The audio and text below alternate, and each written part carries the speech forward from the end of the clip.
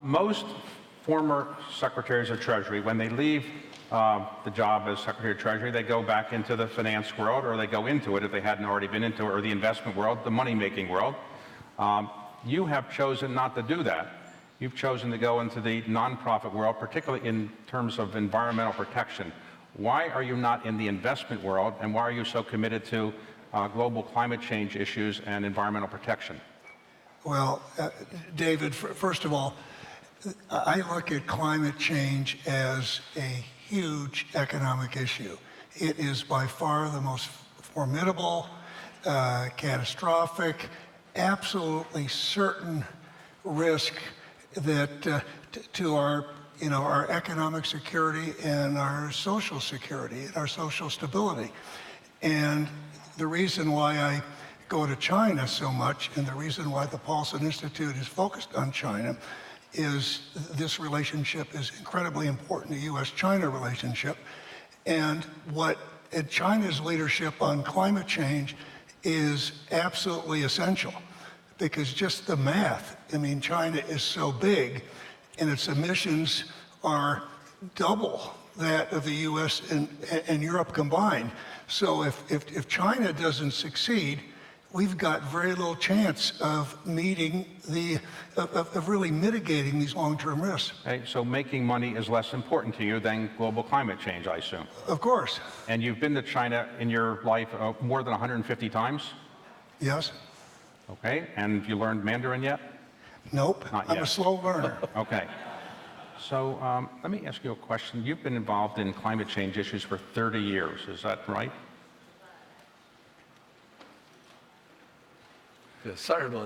Yes, very long time. And you were here at the climate change summit that the UN held, and did anything get accomplished there of note? I have been to the UN negotiation for 13 years, but then the major achievement was actually the Paris Protocol, and so that we hope that globally that we can achieve on certain goals for the climate change, and we establish a certain framework for it. Okay. For both of you, generally there's a presumption that the greater economic growth, the worse it might be for the economy. Is it your view, Secretary Paulson, that if economy grows at a very high percentage, it necessarily means there's going to be more emissions, and that's not a good thing? Obviously, you want less emissions, but the biggest issue we're facing today is really weak growth. And in times when there are weak economies, often what you see is the environment gets shortchanged. And that is something that is really very perverse, because what it does is it increases the economic burdens in the short term and leads to real significant problems. Let's suppose I'm an investor and I care less about climate change than maybe you do, but I want to invest in climate change things so I can want to make a lot of money. So are there good things in which I can invest that are going to help the climate but also make me a high rate of return? Oh, there are many things, and David, even in the short term, particularly for an economy like China's, where there's great room for energy efficiency, there are some immediate opportunities to realize very big savings by investing in technologies to conserve energy. Some real opportunities. We've seen I've looked at studies which show that the environmental opportunity in terms of the size of the market in China is a $1 trillion opportunity in terms of environmental goods and services. And I would echo something that the last panelist said, which I think is very important. When I was Treasury Secretary, I pushed very hard to eliminate the tariffs on environmental goods and services. And this would be a win for the economy, a win for the environment, and something both of our countries should work on together. Is China meeting its requirements under the Paris Climate Change Accord?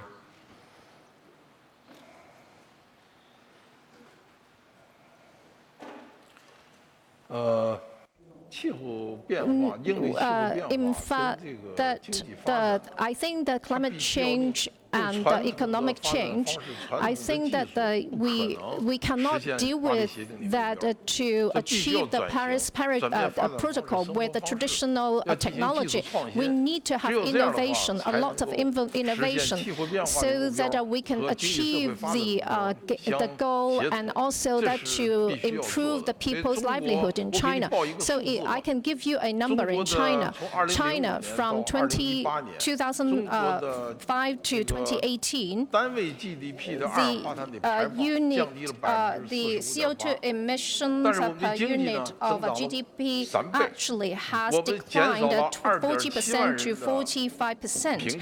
But the thing is that we have lived the millions of tens of millions of people out of poverty, and then also that we have reduced the energy consumption of the 2.8 million tons, so that we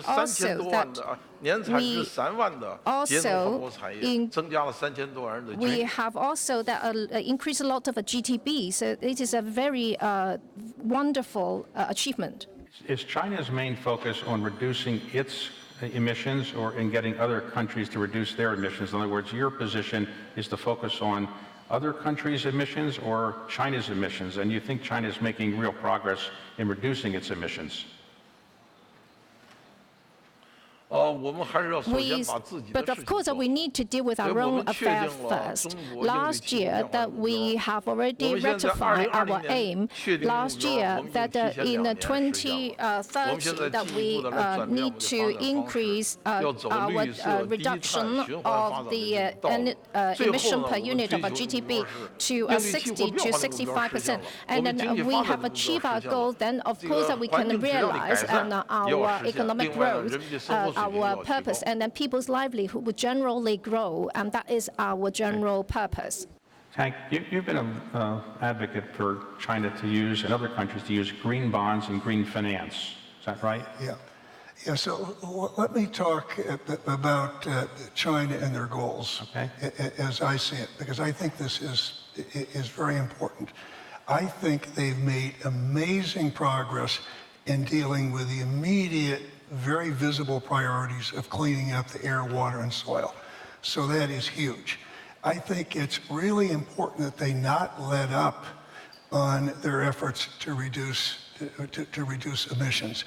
And so what we've seen is emissions declined in 2014 to 2016. In 2018, they grew at 2.3%. They grew at 2017. So I think continuing the focus, not just on the environmental issues, but on reducing carbon emissions is very important. Now, in terms of green bonds, I think it's pretty impressive, because what you've seen is this effort to clean up the environment is one of President Xi's top 3 priorities. And so he's put a big push behind it. It costs $1 trillion a year in China. The government can put in 15%. So they need to create vehicles to attract private capital. And they've done a really good job there. Green bonds is an example. They're the second largest issuer of green bonds. Now, explain what a green bond is for those who don't know. Yeah, well, I got to tell you, it gets to the next question. A green bond, we don't have a good definition of green bonds. Green bonds are bonds that are used to clean up the environment, to change to a cleaner economy.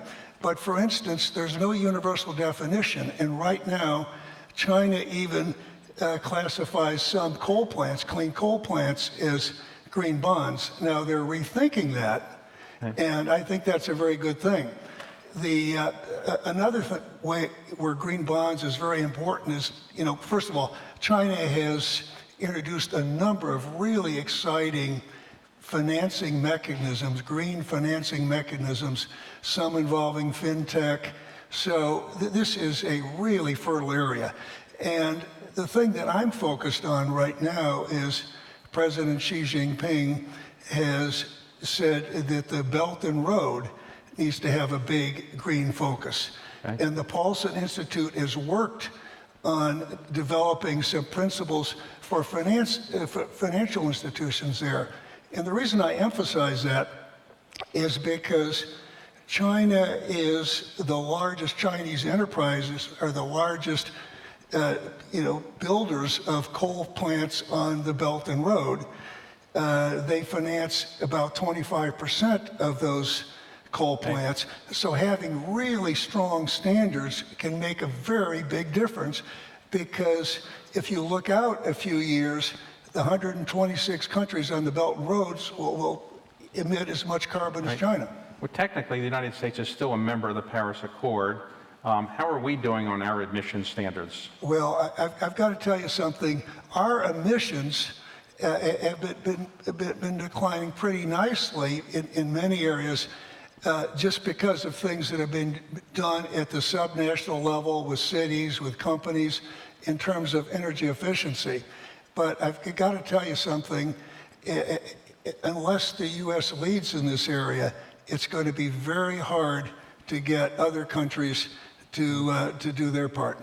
In China right now, the main decision maker on climate change, is that Xi Jinping? Is it the Politburo? Is it you? Who actually makes the decisions about what China can do?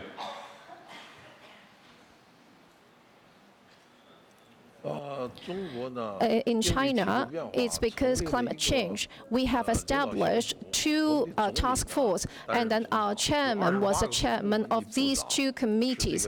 And then also that we have many members, and in these two committees, where we have a decision-making mechanism, and then we have decided in 2030 aim for our climate change. We need to estimate that need to invest the 4.2 trillion of RMB to actually, and then we can increase and 69 million. We have 6,900 of employment opportunities, and so that with this aim, a lot of the entrepreneurs would know where the opportunities lies, and so that they can invest in adhere to this goal. It is important to have such a goal. And of course, we need to establish the supplementary of the economic mechanism in respect of taxation and also policies.